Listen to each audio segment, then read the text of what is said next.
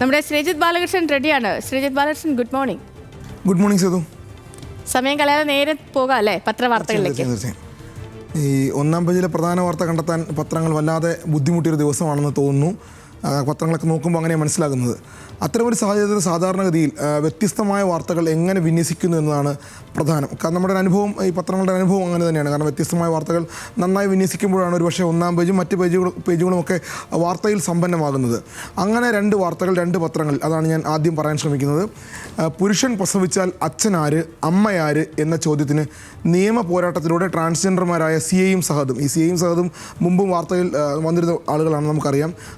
അവർ രക്ഷിതാക്കളാകുന്നു, അതിനുശേഷം അവർ കോടതിയിൽ പോകുന്നു. ആ വാർത്തയാണ്, അത് ഞാൻ അതിലേക്ക് വരാം.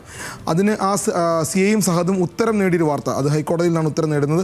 ആ വാർത്ത മനോരമയുടെ ഒന്നാം പേജിലുണ്ട്. മറ്റൊന്ന് കേരളകൗമുദിയുടെ ഒന്നാം പേജിലുണ്ട്. മറ്റൊന്ന് ജയിലിലായ അച്ഛനെ കാണാനെത്തിയ ഒഡീഷ യുവതിക്ക് ട്രെയിനിൽ പ്രസവം, അത് ആ വാർത്ത മനോരമയുടെ ഒന്നാം പേജിൽ ഉണ്ട്. ഈ രണ്ട് വാർത്തകൾ, കേരളകൗമുദിയും മനോരമയും, ഈ വാർത്തകളെ എങ്ങനെ വിന്യസിച്ചിരിക്കുന്നു എന്നുള്ളതാണ്. ഈ വലിയ വാർത്തകൾ ഒന്നാം പേജിൽ നൽകാൻ, അല്ലെങ്കിൽ പ്രധാന വാർത്ത ഒന്നാം പേജിൽ നൽകാൻ ഇല്ലാത്തൊരു ദിവസം പത്രങ്ങൾ ഇതിനെ കൈകാര്യം ചെയ്ത രൂപത്തിലേക്കാണ്, അല്ലെങ്കിൽ ആ കാര്യത്തിലേക്കാണ് ഞാൻ പോകുന്നത്. ആദ്യം കേരളകൗമുദിയിലേക്ക് തന്നെ പോകാം.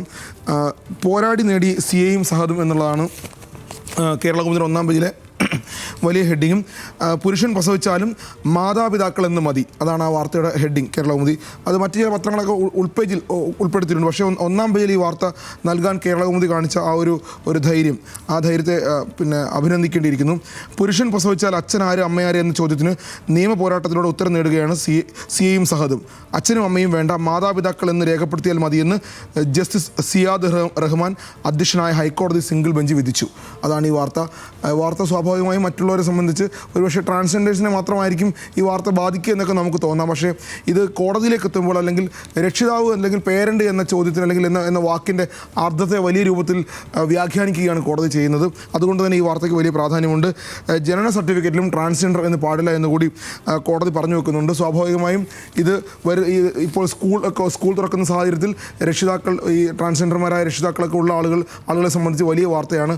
സാധാരണക്കാരെ സംബന്ധിച്ച് അല്ലെങ്കിൽ മറ്റുള്ളവരെ സംബന്ധിച്ച് ഈ വാർത്ത ബാധിക്കുന്നുണ്ടോ എന്ന ചോദ്യം ഒരുപക്ഷെ ഉയർന്നേക്കാം. പക്ഷേ എന്നാൽ പോലും ഇതൊരു സമൂഹം, നമ്മളൊരു വലിയ പൊതുസമൂഹം എന്ന നിലയിൽ, ഒരു പോസിറ്റീവായ സമൂഹം എന്ന നിലയിൽ ഈ വാർത്തയ്ക്ക് വലിയ പ്രാധാന്യവും വലിയ അർത്ഥവും ഉണ്ട് എന്ന് വേണം കാണാൻ. അതുകൊണ്ട് തന്നെ കേരളകൗമുദി അക്കാര്യത്തിൽ വലിയ അഭിനന്ദനം അർഹിക്കുന്ന ഈ വാർത്ത ഒന്നാം പേജിൽ നൽകിയതിൽ.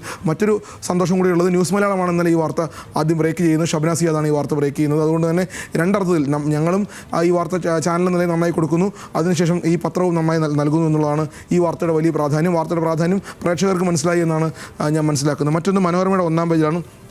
മനോരമയുടെ ഒന്നാം പേജിൽ ട്രെയിനിലൊരു ബെർത്ത് എന്നുള്ളതാണ്, അതായത് ബർത്ത് എന്നുള്ളതാണ് അതിൻ്റെ ആ ഹെഡിങ്ങിൻ്റെ കൗതുകം എന്ന് പറയുന്നത്. ജയിലിലായ അച്ഛനെ കാണാനെത്തിയ ഒഡീഷ യുവതിക്ക് ട്രെയിനിൽ പ്രസവം, അത് ആ വാർത്ത മനോരമ ഒന്നാം പേജിൽ ചിത്രങ്ങൾ സഹിതം കൊടുത്തിരിക്കുകയാണ്. അമ്മയും നഴ്സിനെയും, അതായത് നഴ്സ് ലീന ഐസക് കുഞ്ഞുമായി ആലുവ റെയിൽവേ സ്റ്റേഷനിൽ. സംഭവം ഞാൻ വായിക്കാം. 3 മാസമായി ജയിലിൽ കഴിയുന്ന അച്ഛനെ കാണാൻ ഒഡീഷയിൽ നിന്നെത്തിയ യുവതി ആലുവ റെയിൽവേ സ്റ്റേഷനിൽ ഇറങ്ങുന്നതിന് മുമ്പ് ട്രെയിനിൽ പ്രസവിച്ചു എന്നുള്ളതാണ് വാർത്ത. കണ്ടമാലിലെ ബലിഗുഡ സ്വദേശിയാണ് അവർ അച്ഛനെ കാണാൻ, അവരുടെ അച്ഛനും അവരുടെ രണ്ടാനമ്മയും ജയിലിൽ കിടക്കുകയാണ്. കേരളത്തിൽ കേസിനെ കുറിച്ചൊന്നും ഞാൻ പോകുന്നില്ല, കാരണം അതിവിടെ പ്രസക്തമല്ല. പക്ഷേ പൂർണ്ണ ഗർഭിണിയായിട്ടും ദീർഘയാത്ര പ്രയാസമായിട്ടും അച്ഛനെ കാണണം എന്നുള്ളത് അവരുടെ വലിയ ആഗ്രഹമായിരുന്നു. അങ്ങനെയാണ് അവർ ഇത്രയും ദൂരം യാത്ര ചെയ്ത്, ഒരുപക്ഷെ ഒഡീഷയിൽ നിന്ന് യാത്ര ചെയ്താണ്ട് 3000-ഓളം കിലോമീറ്റർ യാത്ര ചെയ്ത് കേരളത്തിലെത്തുന്നത്. പക്ഷേ എത്തുമ്പോഴേക്കും, ട്രെയിനിൽ നിന്ന് ഇറങ്ങുമ്പോഴേക്കും പ്രസവിച്ചിരിക്കുന്നു. അങ്ങനെയാണ് ട്രെയിനിലൊരു ബർത്ത് എന്ന രൂപത്തിൽ ആ ഹെഡിങ്, മനോരമയുടെ ഹെഡിങ്ങിനെ, തലവാചകത്തെ, അതൊരു ഒരു നല്ല ഹെഡിങ്ങായിട്ട് കാണേണ്ടി വരും. കാരണം ആ വാർത്ത ഒന്നാം പേജിൽ മനോരമ നൽകുന്നു. കാരണം ഇത്രയും വലിയ വാർത്താ തിരക്ക് എന്ന് നമ്മൾ പലപ്പോഴും പറയുമ്പോൾ തന്നെയും ഇത്തരം വാർത്തകൾ ഒന്നാം പേജിൽ നൽകാൻ ഇപ്പോൾ കേരളകൗമുദിയും മനോരമയൊക്കെ നൽകുന്നത് ഒരുപക്ഷെ ആളുകളെ സംബന്ധിച്ച്, ഇത്തരം പ്രേക്ഷകരെ സംബന്ധിച്ച്, കാഴ്ചക്കാരെ സംബന്ധിച്ച്, വാർത്ത വായിക്കുന്നവരെ സംബന്ധിച്ച്, പത്രങ്ങൾ കാണുന്നവരെ സംബന്ധിച്ച് വലിയ സന്തോഷം ഉണ്ടാകുന്ന ഒരു കാര്യവും. ഇത്തരം വാർത്തകൾ വായിക്കുമ്പോൾ നമ്മളിത് പല രൂപത്തിലാണ് സ്വാധീനിക്കുക. അതുകൊണ്ട് തന്നെ ഇത്തരം വാർത്തകൾ, അതുകൊണ്ടാണ് ഞാൻ മറ്റ് വലിയ വാർത്തകളിലേക്ക് പോകുന്നതിന് മുമ്പ് തന്നെ ഈ രണ്ട് വാർത്തയും എടുത്തു പറയുന്നത്. മറ്റൊന്ന്, നമുക്കറിയാം, ഈ കഴിഞ്ഞ ദിവസങ്ങളിലുണ്ടായ സംഭവങ്ങൾ, മഴ എന്നുള്ളത് വലിയ രൂപത്തിൽ കേരളത്തിൽ വലിയ മഴ വന്നു പോയി. ഇനി വരാനിരിക്കുന്ന മഴ ഇടവപ്പാതി ഇങ്ങനെ ഏറ്റവും നമ്മുടെ കൺമുന്നിൽ നിൽക്കുകയാണ്. പക്ഷേ വടക്കിഴക്കൻ സംസ്ഥാനങ്ങളിൽ ഇതല്ല സ്ഥിതി. ഒരുപക്ഷെ കേരളം കണ്ട വലിയ പ്രളയസമാനമായ സാഹചര്യത്തിലേക്ക് വടക്കിഴക്കൻ സംസ്ഥാനങ്ങൾ പോയി കഴിഞ്ഞു. അവിടുത്തെ ഒരു അവസ്ഥ, അവിടുത്തെ ഒരു പ്രകൃതിയുടെ അവസ്ഥ, അവിടുത്തെ ഒരു ജോഗ്രഫിയൊക്കെ നിൽക്കുമ്പോൾ തന്നെയും മനോരമ അതുകൊണ്ട് തന്നെ ഒന്നാം പേജിൽ ആ വാർത്ത, അതായത് വാർത്ത ഇങ്ങനെയാണ്: മണ്ണിടിച്ചിൽ എന്നുള്ളത് നമ്മൾ കേൾക്കുമ്പോൾ നമുക്കറിയാം, ഇടുക്കിയിലും വയനാട്ടിലുമൊക്കെ മണ്ണിടിച്ചിൽ നമ്മുടെ കൺമുന്നിൽ കൺമുന്നിലുള്ളതാണ്. പക്ഷേ മനോരമയുടെ ഒന്നാം പേജിലെ വാർത്തയും ആ ചിത്രവും കണ്ടാൽ, അതാണ് വാർത്തയും ചിത്രവും ഒരുപക്ഷെ എങ്ങനെയാണ് മനുഷ്യനെ അല്ലെങ്കിൽ ഒരുപോലെ ഞെട്ടിക്കുന്നത് എങ്ങനെയാണ് എന്നുള്ളതാണ്. നമ്മളുടെ കഴിഞ്ഞ വർഷം വയനാട്ടിലുണ്ടായ ദുരന്തം നമ്മുടെ ഓർമ്മയിലുണ്ട്. ആ ചൂരൽമലയിൽ പൊട്ടിയിറങ്ങിയ മലവെള്ളം അല്ലെങ്കിൽ മലയിടിച്ചിൽ നമ്മുടെ കൺമുന്നിലുണ്ട്. അതിന് സമാനമായ അല്ലെങ്കിൽ അതിനേക്കാൾ ഭീകരമായ ഒരു ചിത്രമാണ് മനോരമ ഒന്നാം പേജിൽ നൽകിയിട്ടുണ്ട്. സൈനിക ക്യാമ്പ് ഒലിച്ചുപോയി. ഏതാണ്ട് 34 മരണം ഇതുവരെ അവിടെ ഉണ്ടായിട്ടുണ്ട്, വടക്കിഴക്കൻ സംസ്ഥാനങ്ങളെല്ലാം കൂടി ചേർന്നിട്ട് 7 സംസ്ഥാനങ്ങളിലായിട്ട്. പക്ഷേ സിക്കിമിൽ ഈ അപകടം 3 സൈനികരാണ് മരിച്ചിട്ടുള്ളത്. ആ ചിത്രം വളരെ വലുതാണ്. അതുകൊണ്ട് തന്നെ ആ ചിത്രത്തിൻ്റെ പ്രാധാന്യം അതുകൊണ്ട് തന്നെയാണ് ആ വാർത്ത ഒരുപക്ഷെ മനോരമ ഇന്നത്തെ അവരുടെ ഏറ്റവും വലിയ വാർത്തയെ ഒന്നാം പേജിൽ നൽകുന്നത്. 3 സൈനികർ മരിച്ചു, 6 പേരെ കാണാനില്ല. ആ ചിത്രം വളരെ വ്യക്തമാണ്. ആ ചിത്രത്തിൻ്റെ പ്രാധാന്യവും കൂടി ഉൾപ്പെടുത്തിക്കൊണ്ടാണ് അതൊരു ഞെട്ടിക്കുന്ന ചിത്രമാണത്. അതുകൊണ്ട് തന്നെ മനോരമ ഒന്നാം പേജിൽ വലിയ വാർത്തയെ നൽകിയിട്ടുണ്ട്. മനോരമ മാത്രമല്ല, സുപ്രഭാതവും ഈ വാർത്തയാണ് ഇന്ന് അവരുടെ ഒന്നാം പേജിൽ ലീഡായിട്ട് നൽകിയിട്ടുള്ളത്. മറ്റു വാർത്തകൾ മാറ്റിവെച്ച് ഈ വാർത്ത ഒന്നാം പേജിൽ വലിയ രൂപത്തിൽ നൽകിയിട്ടുണ്ട്. നമ്മുടെ ഒരു സൈനിക ക്യാമ്പാണ് തകർന്നു പോയിട്ടുള്ളത്. പിന്നെ ഇംഗ്ലീഷ് പത്രങ്ങളെല്ലാം നമുക്കറിയാം, ദേശീയ വാർത്തയായതുകൊണ്ട് ഇംഗ്ലീഷ് പത്രങ്ങളെല്ലാം അവരുടെ ഒന്നാം പേജിൽ വലിയ വാർത്തയായിട്ട് നൽകിയിട്ടുള്ള ഒരു വാർത്തയാണിത്. അതുകൊണ്ട് തന്നെ വലിയ പ്രാധാന്യം അർഹിക്കുന്നു എന്ന് വേണം മനോരമ ഇത് ഒന്നാം പേജിൽ നൽകുമ്പോൾ നമ്മൾ മനസ്സിലാക്കേണ്ടത്. മറ്റൊന്ന്, നമ്മൾ കഴിഞ്ഞ ഒരാഴ്ചയായി പലപ്പോഴായി സംസാരിച്ചു പോയൊരു കാര്യമാണ്. കേരളത്തിൻ്റെ തീരത്ത് ഒരു കണ്ടെയ്നർ അല്ലെങ്കിൽ വലിയ കണ്ടെയ്നർ വന്നൊരു കപ്പൽ തകരുകയും ആ കപ്പൽ കടലിൽ മുങ്ങിപ്പോവുകയും, പക്ഷേ ആ കണ്ടെയ്നറുകളൊക്കെ കഴിഞ്ഞ പല ദിവസങ്ങളായി കേരള തീരത്ത് അടിഞ്ഞു. പക്ഷേ ഈ കപ്പൽ തകർന്നതും ഈ കണ്ടെയ്നർ വന്നതും ഈ കണ്ടെയ്നറിനകത്ത് എന്തൊക്കെയായിരുന്നു എന്നുള്ള കാര്യത്തിൽ വലിയ ആശയക്കുഴപ്പം ഇപ്പോഴും നിൽക്കുന്നുണ്ട്. നമ്മൾ ആയുധങ്ങളുണ്ട് എന്നും അല്ലെങ്കിൽ മനുഷ്യനടുത്ത് പോയാൽ പൊട്ടിത്തെറിക്കുന്ന വസ്തുക്കളുണ്ട് എന്നൊക്കെ പലപ്പോഴായി വാർത്തകൾ വന്നിരുന്നു. പൊട്ടിത്തെറിയൊക്കെ ഉണ്ടാവുകയും ചെയ്തു. കൊല്ലത്ത് പൊട്ടിത്തെറി ഉണ്ടായി. പക്ഷേ അതിൻ്റെ ഒരു വസ്തുത എന്താണെന്ന് വെച്ചാൽ ഈ വാർത്തയിൽ അല്ലെങ്കിൽ ഈ സംഭവത്തിൽ ഇതിൻ്റെ ഒരു വസ്തുത അല്ലെങ്കിൽ യാഥാർത്ഥ്യം ഇപ്പോഴും ശരിക്കും പുറത്തു വന്നിട്ടില്ല എന്നുള്ളതാണ്. കാരണം ഏതാണ്ട് എത്രയധികം കണ്ടെയ്നറുണ്ട്, ആ കണ്ടെയ്നറിൽ എന്തൊക്കെ ഉണ്ടായിരുന്നു, ആ കണ്ടെയ്നറിൽ പല കാര്യങ്ങൾ ഒരുപക്ഷെ സർക്കാരിന് അറിയാത്ത പല കാര്യങ്ങളും കടത്തുന്നുണ്ടായിരുന്നു എന്നൊക്കെ പറയപ്പെടുന്നു. അതുകൊണ്ട് തന്നെ അത് മനോരമ ഇന്ന വാർത്ത ഏതാണ്ട് ഒരാഴ്ചയ്ക്ക് അധികം കഴിയുമ്പോൾ ആ വാർത്ത ഒന്നാം പേജിൽ നൽകാൻ ശ്രമിച്ചിട്ടുണ്ട്. കണ്ടെയ്നറുകൾ എന്തൊക്കെ, ഒരുപക്ഷെ ഇപ്പോഴും ആളുകൾക്ക് അറിയാത്ത കാര്യമാണ് ഈ കണ്ടെയ്നർ എന്താണുള്ളത്, ഈ കണ്ടെയ്നർ എങ്ങനെയാണ് കേരള തീരത്തോട് കൊണ്ടുപോകുന്നത്, ആരാണ് അനുമതി നൽകിയത് എന്നുള്ള പല ചോദ്യങ്ങൾ നിൽക്കുമ്പോഴാണ് അത് ദുരൂഹത തുടരുകയാണ്. കേസെടുക്കാതെ സംസ്ഥാനം കേരളം ഇപ്പോഴും ഇക്കാര്യത്തിൽ കേരളത്തിൻ്റെ തീരത്താണ് ഇത് അടിഞ്ഞിട്ടുള്ളത്. കൊല്ലവും ആലപ്പുഴയും തിരുവനന്തപുരം ഈ 3 ജില്ലകളുടെ തീരത്താണ് ഈ കണ്ടെയ്നർ പലതും വന്ന് അടിഞ്ഞിട്ടുള്ളത്. അതിൽ തടിയുണ്ടെന്ന് പറയുന്നു, ആയുധങ്ങളുണ്ടെന്ന് പറയുന്നു, പൊട്ടിത്തെറിക്കുന്ന വസ്തുക്കളുണ്ടെന്ന് പറയുന്നു. അതുകൊണ്ട് തന്നെ കടലോളം ആശങ്ക എന്ന് പറഞ്ഞുകൊണ്ട് മനോരമ ഒന്നാം പേജിൽ വാർത്ത നൽകിയിട്ടുണ്ട്. വളരെ വിശദമായ വാർത്തയാണിത്. കേസെടുക്കാതെ സംസ്ഥാനം എന്നുകൂടി പറയുന്നുണ്ട്.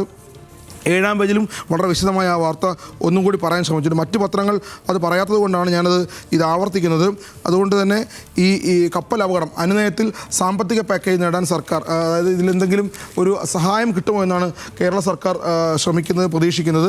പക്ഷേ കേരള കൗമുദി അത് കുറച്ചും കൂടി വിശദമായി ദേശാഭിമാനി കുറച്ചും കൂടി വിശദമായി അവരുടെ 5-ാം പേജിൽ, അതായത് പ്ലാസ്റ്റിക് തരികൾ സഞ്ചരിച്ചത് 200 കിലോമീറ്റർ. മനോരമ സർക്കാരിനെതിരെയാണ് വാർത്ത നൽകിയിട്ടുള്ളത്. സർക്കാർ ഇക്കാര്യത്തിൽ കേസെടുത്തിട്ടില്ല, ഇതിൽ ദുരൂഹതയുണ്ട് എന്ന് പറയുന്നു സംസ്ഥാന സർക്കാരിനെതിരെ. പക്ഷേ ദേശാഭിമാനി പറയുന്നത്, അതായത് ഈ വാർത്ത നിലനിൽക്കുകയാണ്. അതുകൊണ്ടാണ് ഈ 2 വാർത്ത ഞാൻ മനോരമയും ദേശാഭിമാനിയും സംസാരിക്കുന്നത്. പ്ലാസ്റ്റിക് തരികൾ സഞ്ചരിച്ചത് 200 കിലോമീറ്റർ എന്നുള്ളതാണ് ദേശാഭിമാനി പറയുന്നത്. കടലാഴം പരിശോധിക്കുന്നുണ്ട്, രാസസാന്നിധ്യം കണ്ടെത്താനായിട്ടില്ല എന്നൊക്കെ പറയുന്നുണ്ട്. ഒരാഴ്ച കഴിഞ്ഞിട്ടും ഇപ്പോഴും ഈ കണ്ടെയ്നറിൽ എന്താണ് കണ്ടെയ്നറിൽ ഉണ്ടായിരുന്നത്, ഈ കപ്പൽ അപകടത്തിൻ്റെ ദുരൂഹത എന്താണെന്നുള്ള കാര്യത്തിൽ ഇപ്പോഴും വലിയ ആശങ്ക നിലനിൽക്കുന്നുണ്ട് എന്നാണ് ഈ ദേശാഭിമാനിയും മനോരമയും നൽകിയ വാർത്തകളിൽ നിന്ന് മനസ്സിലാക്കുന്നത്. മറ്റു പത്രങ്ങൾ തൊടാതെ പോയൊരു വാർത്തയാണ്. മനോരമ അക്കാര്യം നന്നായി തന്നെ ഫോളോ ചെയ്യുന്നുണ്ട് എന്ന് വേണം മനസ്സിലാക്കാനായിട്ട്. അടുത്തതായിട്ട് നമുക്കറിയാം, ഈ ഹേമ കമ്മിറ്റി റിപ്പോർട്ട് എവിടെ എത്തി എന്നുള്ള കാര്യത്തിൽ വലിയ ചർച്ചകൾ കേരളത്തിൽ പലപ്പോഴായി നടന്നിട്ടുണ്ട്. സിനിമാ രംഗത്തെ വലിയ കാര്യങ്ങൾ, വലിയ പരാതികളൊക്കെ ഉണ്ടായ സംഭവങ്ങളാണ്. ആ ഹേമ കമ്മിറ്റി റിപ്പോർട്ടുമായി ബന്ധപ്പെട്ട് അതിൻ്റെ ഒരു ക്ലൈമാക്സ്, അതായത് ആ ഹേമ കമ്മിറ്റി റിപ്പോർട്ടുമായി ബന്ധപ്പെട്ടുള്ള അന്വേഷണങ്ങളിലെ ക്ലൈമാക്സ് അവസാനിക്കുകയാണ്. പരാതിക്കാരില്ല. ആദ്യഘട്ടത്തിൽ റിപ്പോർട്ട് വരുന്നു, വലിയ പരാതിക്കാരുണ്ടാകുന്നു, പല നടന്മാരെയും ചോദ്യം ചെയ്യുന്നു, അതിൽ സിദ്ദിഖ് ഉണ്ടാകുന്നു, മുകേഷ് ഉണ്ടാകുന്നു, നടന്മാർക്കെതിരെ വലിയ ഞെട്ടിക്കുന്ന വെളിപ്പെടുത്തലൊക്കെ ഉണ്ടാകുന്നു. പിന്നീടെല്ലാം കെട്ടടങ്ങിയതാണ് വാർത്ത. അതായത് ആ കേസുകളൊക്കെ അവസാനിക്കുകയാണ്. മൊഴി നൽകിയവർക്ക് കേസുമായി മുന്നോട്ട് പോകാൻ താല്പര്യമില്ല. ആദ്യഘട്ടത്തിൽ വലിയ ആവേശത്തിൽ നടന്മാർക്കെതിരെ പരാതി നൽകിയ ആർക്കും ഇപ്പോൾ മുന്നോട്ട് പോകാൻ താല്പര്യമില്ല. കുറ്റപത്രം നൽകിയ 30 കേസുകൾ തുടരും. അതിൻ്റെ അവസ്ഥയും എന്താണെന്ന് ഇനി കണ്ടറിയേണ്ടിയിരിക്കുന്നു. അതുകൊണ്ട് തന്നെയാണ് അതൊരു ക്ലൈമാക്സിൽ അവസാനിക്കാൻ പോകുന്നു എന്നുള്ളതാണ്. ഇത് മാതൃഭൂമി 1-ാം പേജിൽ നൽകിയിട്ടുണ്ട്. മനോരമയും ഉൾപേജിൽ 9-ാം പേജിൽ വളരെ വിശദമായി, മാതൃഭൂമി 1-ാം പേജിൽ ചെറുതായി നൽകി, പക്ഷേ മനോരമ 9-ാം പേജിൽ വളരെ വിശദമായി നൽകുന്നു. മൊഴി നൽകാത്ത കേസുകൾ അവസാനിപ്പിക്കുമെന്നാണ് മനോരമ പറയുന്നത്. റിപ്പോർട്ടിലെ മൊഴികളുടെ അടിസ്ഥാനത്തിലുള്ള 35 കേസുകൾ 34 അവസാനിപ്പിക്കുമെന്നുള്ളതാണ്. അതായത് ഇനി ഒരു കേസ് മാത്രമേ തുടരുള്ളൂ. നമ്മൾ വളരെ ആവേശത്തോടെ അല്ലെങ്കിൽ വളരെ ഞെട്ടിക്കുന്ന രൂപത്തിൽ കണ്ട അല്ലെങ്കിൽ ഞെട്ടിക്കുന്ന പല വാർത്തകളും കേരളം ഞെട്ടിയ പല പരാതികളും ഇതോടുകൂടി അവസാനിക്കുന്നു എന്നുള്ളതാണ് ഈ വാർത്തയുടെ കൗതുകം എന്ന് വേണം കാണാൻ. മറ്റൊന്ന് റഷ്യയിലാണ്. റഷ്യ വലിയൊരു രാജ്യമാണ്. നമുക്കറിയാം വ്ളാഡിമിർ പുടിൻ എന്നൊക്കെ പറഞ്ഞാൽ ലോകത്തെ വലിയ 1-ാം നമ്പർ നേതാവാണ്. പക്ഷേ അദ്ദേഹത്തെ ഞെട്ടിച്ച ഒരു യുദ്ധമാണ്, അദ്ദേഹം തുടങ്ങി വെച്ച യുദ്ധമാണ്. പക്ഷേ തിരിച്ചടി വളരെ മാരകമായിരുന്നു. ഒരു ചെറിയ രാജ്യത്തിൻ്റെ ഭാഗത്ത് നിന്ന് വലിയ തിരിച്ചടി ഉണ്ടാകുന്നു. യുക്രൈൻ അക്കാര്യത്തിൽ വളരെ മുന്നിലെത്തിയിരിക്കുന്നു. അതുകൊണ്ട് തന്നെ കഴിഞ്ഞ ദിവസവും ആ യുദ്ധം അവസാനിച്ചിട്ടില്ല ഇപ്പോഴും. അതുകൊണ്ട് തന്നെ ഇത് ഒരുപക്ഷെ എനിക്കൊരു തമാശയായിട്ടാണ് തോന്നുന്നത്. കാരണം റഷ്യയെ പോലെ വലിയ രാജ്യത്തെ യുക്രൈൻ പോലൊരു ചെറിയ രാജ്യത്തിന് എങ്ങനെ ഒരു യുദ്ധത്തിൽ തോൽപ്പിക്കാൻ കഴിയുമെന്ന് നമുക്ക് എങ്ങനെ ഞാൻ പലപ്പോഴും ആലോചിച്ചുള്ള സംഗതിയാണ്. അതുകൊണ്ട് തന്നെ ഇന്ന് ഈ വാർത്ത വരുമ്പോൾ, ഇന്നലെ മുതൽ ഈ വാർത്ത വരുമ്പോൾ റഷ്യയിൽ യുക്രൈൻ വീണ്ടും ഡ്രോൺ ആക്രമണം, അതായത് നമുക്കറിയാം ഡ്രോൺ ആക്രമണം, ഇന്ത്യ എങ്ങനെയാണ് പാകിസ്ഥാൻ്റെ ഡ്രോണുകളെ നേരിട്ടതെന്നൊക്കെ നമുക്കറിയാവുന്ന കാര്യമാണ്. അത് പക്ഷേ റഷ്യ പോലൊരു വലിയ രാജ്യത്തെ, റഷ്യയിൽ നിന്നാണ് നമ്മൾ ഇത്തരം ആയുധങ്ങളൊക്കെ വാങ്ങുന്നത്. റഷ്യ പോലൊരു വലിയ രാജ്യത്തെ എന്നും ഓരോ ദിവസവും ഞെട്ടിച്ചുകൊണ്ടിരിക്കുകയാണ് യുക്രൈൻ. ആ വാർത്ത വളരെ വലുതായി മനോരമ 7-ാം പേജിൽ നൽകിയിട്ടുണ്ട്. ടൈംസ് ഓഫ് ഇന്ത്യ 1-ാം പേജിൽ ആ വാർത്ത വളരെ വലുതായി നൽകിയിട്ടുണ്ട്, നന്നായി നൽകിയിട്ടുണ്ട്, ചിത്രങ്ങൾ സഹിതം. നമ്മുടെ ഓപ്പറേഷൻ സിന്ദൂറിലേക്ക് ചിത്രങ്ങൾ പോലെ തന്നെയാണ് റഷ്യയെ വലിയ രൂപത്തിൽ അത് ബാധിച്ചിരിക്കുന്നു, റഷ്യ ഞെട്ടിയിരിക്കുന്നു എന്ന് വേണം കാണാൻ. എല്ലാ കാവലുകളുടെയും കണ്ണ് വെട്ടിച്ച് റഷ്യക്കുള്ളിൽ ഡ്രോണുകൾ എത്തിച്ചുള്ള പ്രഹരം അവിശ്വസനീയമായ സാങ്കേതികവിദ്യ എന്നാണ് മനോരമ പറയുന്നത്. അത് അവിശ്വസനീയമായ സാങ്കേതികവിദ്യ തന്നെയാണ്. കാരണം റഷ്യയെ പോലൊരു വലിയ രാജ്യത്ത്, വലിയ സാങ്കേതികവിദ്യയുള്ള രാജ്യത്ത്, വലിയ സൈനിക ശേഷിയുള്ള രാജ്യത്ത് യുക്രൈനെ പോലൊരു ചെറിയ രാജ്യം നടത്തുന്ന ആക്രമണം, അതിലവർ വിജയിക്കുന്നു എന്നുള്ളത് അത് 7-ാം പേജിൽ വലിയ വിശദമായി മനോരമ ഒരുപക്ഷെ അവരുടെ ഒരു ഗ്രാഫിക്കൽ സ്റ്റൈലിലൊക്കെ നന്നായി നൽകിയിട്ടുണ്ട് എന്ന് വേണം കാണാൻ. മറ്റ് പത്രങ്ങളിൽ ടൈംസ് ഓഫ് ഇന്ത്യയാണ് 1-ാം പേജിൽ നൽകിയിട്ടുള്ള വാർത്ത. ഇനിയിട്ടുള്ള ഏറ്റവും പ്രധാനപ്പെട്ട ഒരുപക്ഷെ ആളുകൾക്ക് വളരെ കൗതുകമുള്ള അല്ലെങ്കിൽ ആഗ്രഹിക്കുന്ന ഒരു കാര്യമാണ് PSC സംബന്ധിച്ച് ഏത് വാർത്തയും മനുഷ്യനെ അല്ലെങ്കിൽ മലയാളിയെ വലിയ രൂപത്തിൽ, കാരണം PSCക്ക് വേണ്ടി കാത്തിരിക്കുന്ന, ഒരു സർക്കാർ ജോലിക്ക് വേണ്ടി കാത്തിരിക്കുന്ന ഒരുപാട് ആളുകൾ, ലക്ഷക്കണക്കിന് ആളുകളുള്ള ഒരു സംസ്ഥാനമാണ് കേരളം. അതുകൊണ്ട് തന്നെ PSC ഒന്നും കൂടി നന്നാകുന്നു എന്ന് വേണം കാണാൻ. PSCയെക്കുറിച്ച് വലിയ പരാതികൾ ഉള്ളപ്പോഴും അവർ നന്നാകുന്നു, PSC ഡിജിറ്റലാകുന്നു എന്നാണ് നമ്മൾ മനസ്സിലാക്കുന്നത്. അത് മാധ്യമം 1-ാം പേജിൽ നന്നായി നൽകിയിട്ടുണ്ട്. PSC ഇനി ഫുൾ ഡിജിറ്റലാണ്. നിയമന ശുപാർശയെല്ലാം, അതായത് ജോലി ലഭിക്കാൻ പോകുന്ന ശുപാർശയെല്ലാം പൂർണ്ണമായും ഡിജിറ്റൽ സംവിധാനത്തിലേക്ക് മാറും. നിയമന ശുപാർശ ചെയ്യാത്ത ഉദ്യോഗാർത്ഥികൾക്ക് കാലതാമസം കൂടാതെ അഡ്വൈസ് മെമ്മോ ലഭിക്കുമെന്ന് ഉറപ്പുവരുത്തുന്നതിനും അഡ്വൈസ് മെമ്മോ കൂടുതൽ സുരക്ഷിതമാക്കുന്നതിനുമായി ജൂലൈ 1 മുതൽ എല്ലാ നിയമന ശുപാർശകളും ഉദ്യോഗാർത്ഥികളുടെ പ്രൊഫൈലിൽ ലഭ്യമാക്കാൻ തീരുമാനിച്ചു. അതായത് ഇനി അത് ഡിജിറ്റലായിട്ട് നിങ്ങളുടെ കയ്യിൽ നേരിട്ട് കിട്ടും. അത് കത്ത് വഴി കിട്ടുന്നത് കാത്തിരിക്കേണ്ട, പോസ്റ്റ്മാൻ കൊണ്ടുവരുന്നത് കാത്തിരിക്കേണ്ട, അത് വൈകി പോകുമെന്നോ അല്ലെങ്കിൽ എവിടെയെങ്കിലും നഷ്ടപ്പെട്ടു പോകുമെന്നോ ആശങ്ക വേണ്ട. PSC ഒന്ന് നന്നായി എന്ന് വേണം ഈ വാർത്ത കൊണ്ട് മനസ്സിലാക്കാൻ. അത് മാധ്യമവും ദേശാഭിമാനിയും 1-ാം പേജിൽ ആ വാർത്ത നന്നായി നൽകിയിട്ടുണ്ട്. ഒരുപാട് ആളുകളെ വലിയ രൂപത്തിൽ ബാധിക്കുന്നതും സ്വാധീനിക്കുന്നതും ആഗ്രഹിക്കുന്നതുമായ ഒരു വാർത്തയാണ്. അതുകൊണ്ട് തന്നെയാണ് ഞാനും ഈ വാർത്ത എടുത്തു പോകണമെന്ന് ആഗ്രഹിച്ചത്. മറ്റൊന്ന്, നമുക്കറിയാം നിലമ്പൂർ ഉപതെരഞ്ഞെടുപ്പാണ്. ഇന്നലെ ഉണ്ടായ കാര്യങ്ങൾ എല്ലാം ചാനലുകളിലൂടെ എല്ലാവരും കണ്ടതാണ്. അൻവർ വീണ്ടും മാധ്യമങ്ങളെ കാണുന്നു. അതിനുശേഷം UDF കൺവെൻഷൻ വിളിക്കുന്നു. UDF കൺവെൻഷനിൽ ഉള്ളൊരു കാര്യം, അതിൽ ലീഗ് നേതാക്കൾ, അതായത് ലീഗ് നേതാക്കൾ എന്ന് പറഞ്ഞാൽ പാണക്കാട് കുടുംബത്തിൽ നിന്നുള്ള നേതാക്കൾ, ലീഗിൻ്റെ പാണക്കാട് കുടുംബമാണ് ലീഗിനെ സംബന്ധിച്ച് ഏറ്റവും വലുത്. അവിടെ നിന്ന് ആരും പങ്കെടുത്തില്ല എന്നൊരു വാർത്ത ഇന്നലെ ചാനലിൽ നൽകിയിരുന്നു. ഒരുപക്ഷെ അബ്ബാസ് അലി തങ്ങളായിരുന്നു പങ്കെടുക്കേണ്ടിയിരുന്നത്. അദ്ദേഹം പങ്കെടുത്തില്ല. അദ്ദേഹം മലപ്പുറത്ത് തന്നെ ഉണ്ടായിരുന്നു, പക്ഷേ പങ്കെടുത്തില്ല. ആ വാർത്ത നമ്മുടെ പത്രങ്ങൾ എല്ലാവരും ഒരുപക്ഷെ മനഃപൂർവ്വം അല്ലാതെയോ വിസ്മരിച്ചു എന്ന് വേണം കാണാൻ. അതുകൊണ്ട് തന്നെ ലീഗിനെ സംബന്ധിച്ച് നമ്മൾ ഇന്നലെയും ഇക്കാര്യം പറഞ്ഞതാണ്. കോൺഗ്രസിനകത്തുള്ള അല്ലെങ്കിൽ നിലമ്പൂർ തിരഞ്ഞെടുപ്പുമായി ബന്ധപ്പെട്ട് കോൺഗ്രസിനകത്തുള്ള രാഷ്ട്രീയം പറയാൻ പത്രങ്ങളൊന്നും മടിക്കുന്നു എന്ന് വേണം കാണാൻ. അത് പക്ഷേ ഇന്നും ഇന്ത്യൻ എക്സ്പ്രസ്, ഇന്നലെയും ഇന്ത്യൻ എക്സ്പ്രസ് ആയിരുന്നു ആ വാർത്ത, ലീഗിനെ സംബന്ധിച്ചുള്ള വാർത്ത നൽകിയിരുന്നത്. ഇന്ത്യൻ എക്സ്പ്രസ് ഇന്നും ആ വാർത്ത നൽകിയിട്ടുണ്ട്. പാണക്കാട് ഫാമിലി ജങ്സ് poll meet UDF red faced എന്നുള്ളതാണ്. അതായത് പാണക്കാട് കുടുംബത്തിൽ നിന്ന് ആരും പങ്കെടുത്തില്ല എന്നുള്ളതാണ് ആ വാർത്ത. ഇന്നും എക്സ്പ്രസ് നൽകുന്നുണ്ട്. മറ്റ് പത്രങ്ങൾ, അതായത് മലയാള പത്രങ്ങളെല്ലാം അക്കാര്യത്തിൽ വലിയ ഒരു വിവേചനം കാണിക്കുന്നുണ്ട് എന്ന് വേണം കാണാൻ. മറ്റൊരു കാര്യം കൂടിയുള്ളത് ഈ അൻവറിനെ സംബന്ധിച്ചാണ്. അൻവറിൻ്റെ കാര്യവും പത്രങ്ങൾ തമസ്കരിച്ച മട്ടാണ്.